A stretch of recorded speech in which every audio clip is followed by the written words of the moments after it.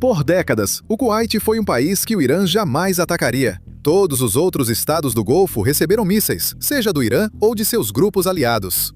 A Arábia Saudita sofreu os ataques dos Houthis, armados e dirigidos pelo Irã. Os Emirados Árabes Unidos enfrentaram 3.000 ataques de drones e mísseis durante essa guerra. E o Catar, o suposto aliado do Irã, foi atingido mesmo assim. Mas veja, o Kuwait era diferente. O Kuwait manteve neutralidade e canais diplomáticos abertos com o Irã e outras monarquias do Golfo, mesmo antes da guerra. Mas agora, parece que o Irã está quebrando suas próprias regras.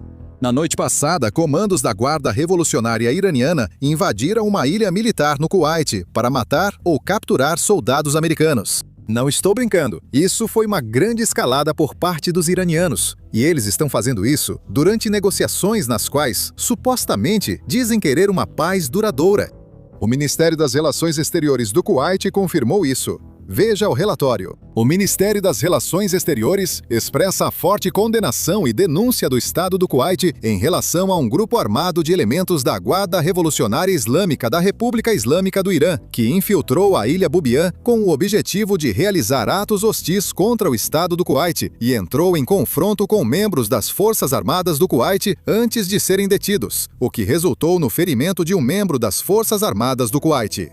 Veja, o motivo disso ser algo tão sério é porque a ilha que o Irã decidiu atacar. Essa ilha, a Ilha Bubiyan, fica a cerca de 30 quilômetros a sudoeste da fronteira iraniana. E o Irã sabe que as forças dos Estados Unidos agora estão usando essa ilha e a base que existe lá.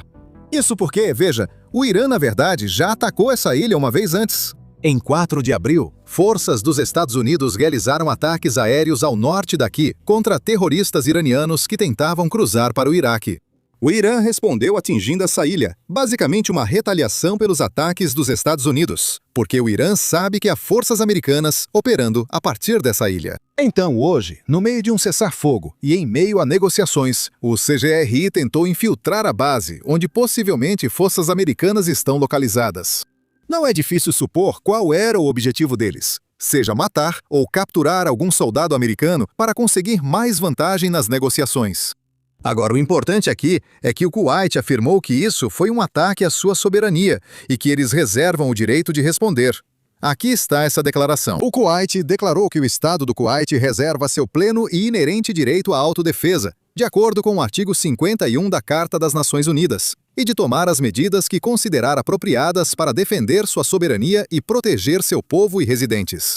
Agora, o motivo pelo qual menciona essa declaração, mesmo que pareça apenas uma declaração padrão que qualquer país faria após ser atacado, é porque os Emirados Árabes Unidos também emitiam declarações semelhantes toda vez que o Irã os atacava com drones e mísseis. E adivinha só? Antes, já comentamos, pessoalmente falando, que os Emirados Árabes Unidos estavam revidando. E hoje, na verdade, temos uma confirmação oficial de que isso está acontecendo. Dê uma olhada neste relatório. Os Emirados Árabes Unidos conduziram ataques secretos ao Irã, incluindo um em abril que atingiu uma refinaria na Ilha Levan. Agora, o momento desse ataque é definitivamente interessante porque provavelmente aconteceu algumas horas antes ou algumas horas depois do cessar-fogo ter sido anunciado. Não sabemos o horário exato, apenas que o ataque foi naquele dia.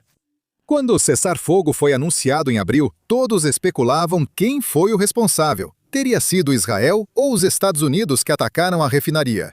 Agora, ambos os países, Estados Unidos e Israel, negaram publicamente que estivessem envolvidos nesse ataque, e o Irã nunca culpou ninguém. Havia rumores de que tinham sido os Emirados Árabes Unidos, e agora está confirmado. Quero esclarecer para quem estiver confuso. Inicialmente, quando essa guerra começou, todos os países do Golfo basicamente disseram que não iam deixar os Estados Unidos usarem o espaço aéreo e não iam deixar os Estados Unidos usarem as bases que estão situadas em seu território. Mas isso mudou quando o Irã começou a atacar esses países em retaliação pelos Estados Unidos e Israel atacarem o Irã. Isso não faz sentido.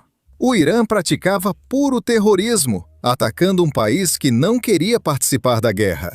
Por isso agora surgem mais relatos de outros países, essencialmente, ou permitindo que os Estados Unidos ataquem o Irã por seu espaço aéreo, ou países como os Emirados Árabes Unidos se envolvendo e atingindo diretamente o Irã e refinarias iranianas. Os Emirados Árabes Unidos são um país pequeno, mas seu exército não é motivo de piada. Suas forças armadas têm caças ocidentais e redes de vigilância bem equipadas.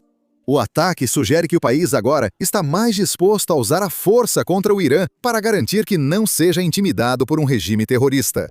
Se a guerra voltar, isso não é bom para o regime iraniano. E mais, não foi só o Irã que atacou os Emirados Árabes Unidos. Também temos relatos vindos da Arábia Saudita de que eles estavam fazendo a mesma coisa. Dá uma olhada nisso. Isso literalmente saiu enquanto eu estava gravando este vídeo. Enquanto eu gravava a introdução, saiu a notícia de que a Arábia Saudita também participou da retaliação contra o Irã. Segue a reportagem da Reuters. A Arábia Saudita realizou ataques secretos ao Irã enquanto a guerra regional se intensificava. Novamente, o momento é importante. A Arábia Saudita não participou da guerra no início. Só se envolveu em legítima defesa e retaliação, buscando efeito de dissuasão. Foi o Irã que atacou primeiro a infraestrutura e os cidadãos sauditas. Nenhum país que se preze deixaria isso passar. Então, mesmo que durante a guerra não soubéssemos se a Arábia Saudita estava revidando ou não, agora temos a confirmação de que estava revidando. Eles só não estavam anunciando tudo isso publicamente.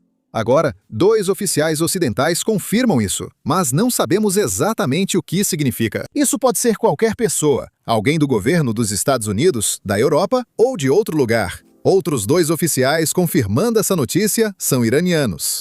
Não tenho certeza de quão confiável é essa parte. Mas, de qualquer forma, não é difícil acreditar que um país que está sendo atacado pelo Irã sem provocação responderia de alguma forma. É assim que se cria dissuasão. É assim que você garante que as pessoas não saiam por aí te atacando.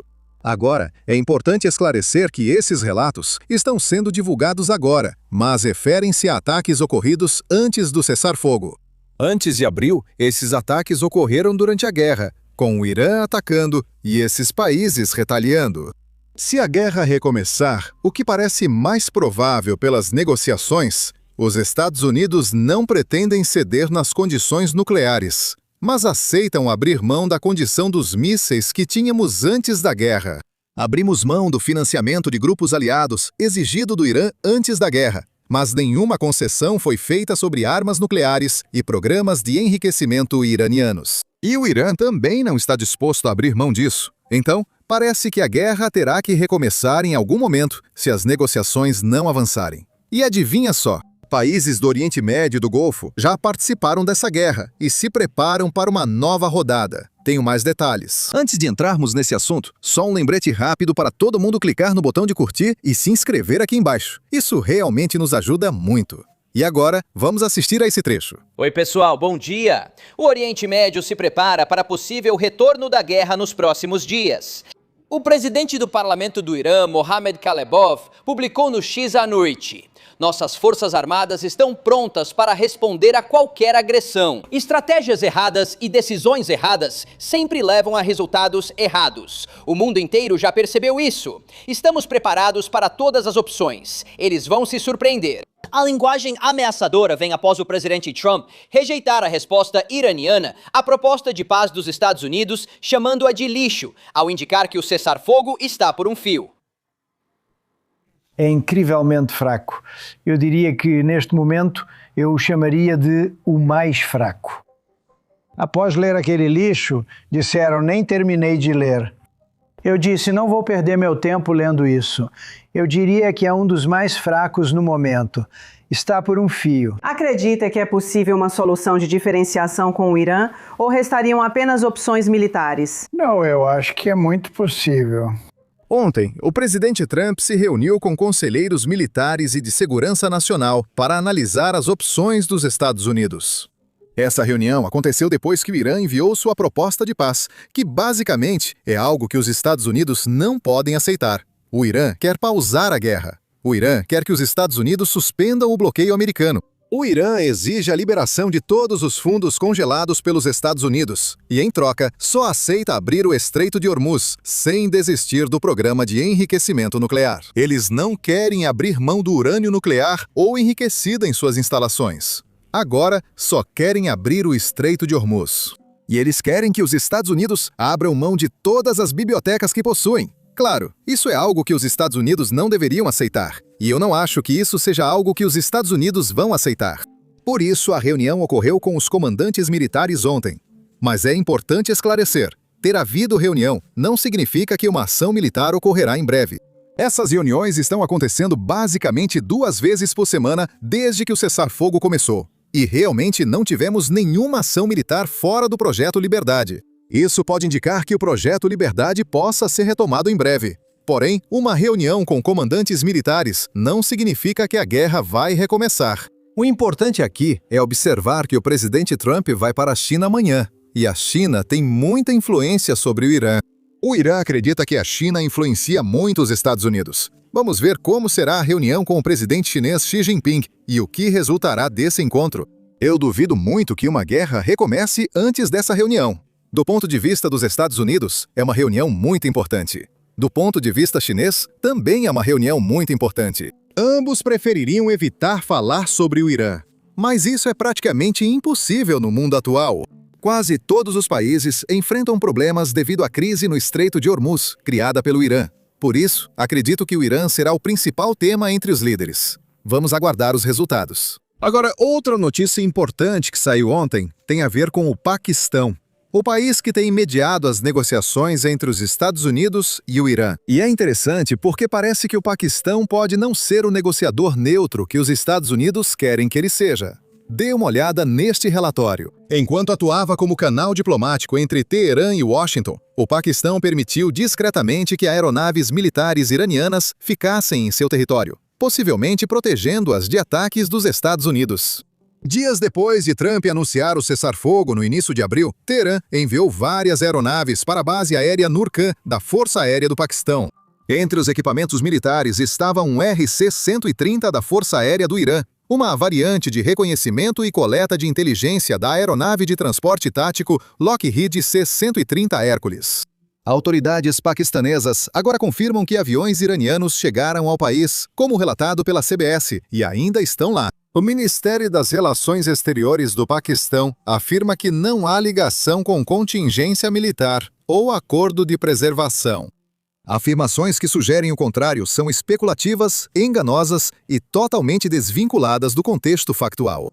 O Paquistão diz que as aeronaves estão no país basicamente para facilitar a segurança caso haja novas negociações de paz agendadas. Agora, essa não é uma conclusão tão absurda, porque as próprias Forças Armadas dos Estados Unidos enviou muitos equipamentos para o Paquistão, caso houvesse uma segunda rodada de negociações e caso o presidente Trump visitasse o país. O motivo de muitos serem céticos sobre o Paquistão é que, como vocês sabem, durante a Guerra do Afeganistão, o Paquistão jogava dos dois lados. Eles estavam ajudando o Afeganistão, estavam ajudando o Talibã. Tudo isso enquanto eram aliados dos Estados Unidos durante aquela guerra. Por isso, muitos têm mais dificuldade em confiar totalmente no Paquistão. Uma dessas pessoas é o senador Lindsey Graham, que disse isso sobre o Paquistão hoje de manhã. Ouça só.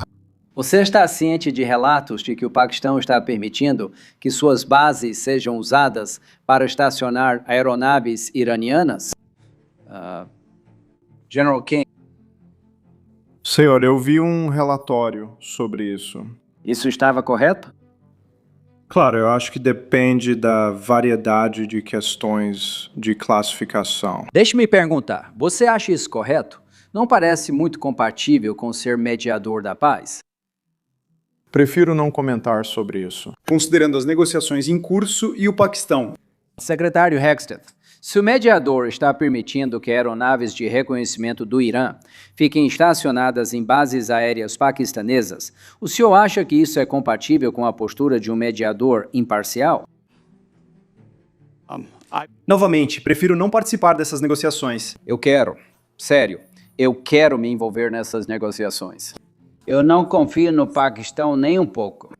Se eles realmente têm aeronaves iranianas estacionadas em bases do Paquistão para proteger ativos militares iranianos, isso me diz que talvez devêssemos procurar outra pessoa para mediar.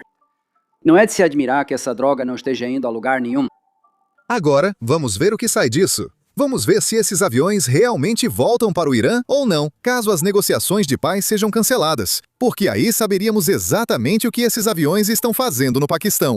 Agora, aqui é onde uma coisa que eu quero destacar é que, apenas 2 ou 3 semanas atrás, tivemos autoridades iranianas acusando o Paquistão de ser muito pró-Estados Unidos nessas negociações. Eles queriam um mediador que fosse neutro.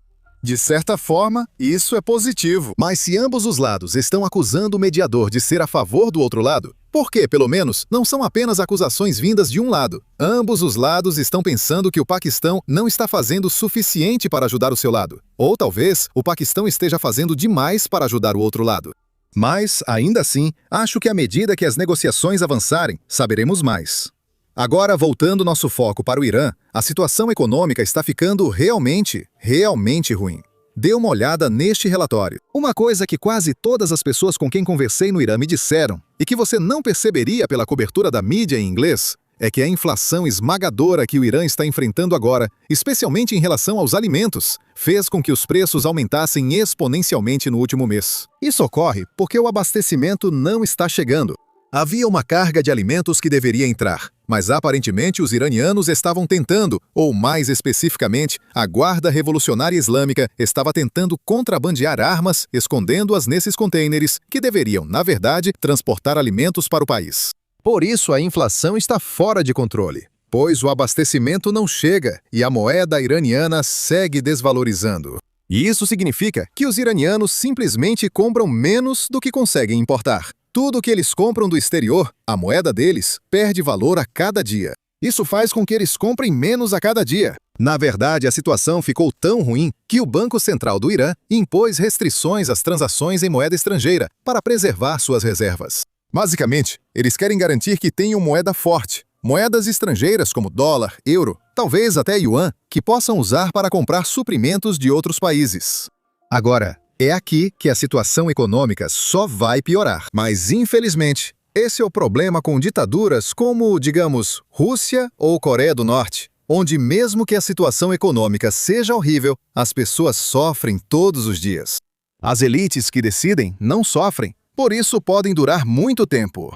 Esse é um dos maiores problemas das sanções, principalmente no curto prazo, pois elas funcionam ao atingir a economia. Elas são feitas para dificultar que as pessoas no topo consigam basicamente fazer a economia crescer e ganhar dinheiro. Mas, infelizmente, mesmo quando a economia sofre, as pessoas não querem abrir mão do poder. Então, eles não estão dispostos a admitir erro e negociar. Já vimos isso acontecer na Rússia.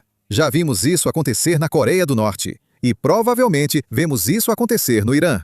A população é quem mais sofre. As elites vão usar seu poder para se beneficiar e querem manter isso pelo máximo de tempo possível. Agora, para entender por que o Irã está agindo da forma que está agindo agora, precisamos voltar e olhar como o Irã chegou onde está hoje. Isso não significa apenas voltar a 1979, quando aconteceu a Revolução Islâmica. Na verdade, precisamos voltar ainda mais. Até quando a dinastia Qajar governava o Irã no século XIX. E observar como as decisões que a classe dominante tomou naquela época ainda afetam o Irã até hoje. Bem, adivinha só, é exatamente isso que estamos fazendo no nosso podcast, em várias partes que acabou de sair hoje. Então, se você é alguém que se interessa pela história do Irã e por como chegamos onde estamos hoje, com certeza vá conferir. Você pode assistir clicando nos links na descrição, ou pode simplesmente assistir clicando na tela final que aparece na sua tela, basicamente clicando no vídeo que está na sua tela.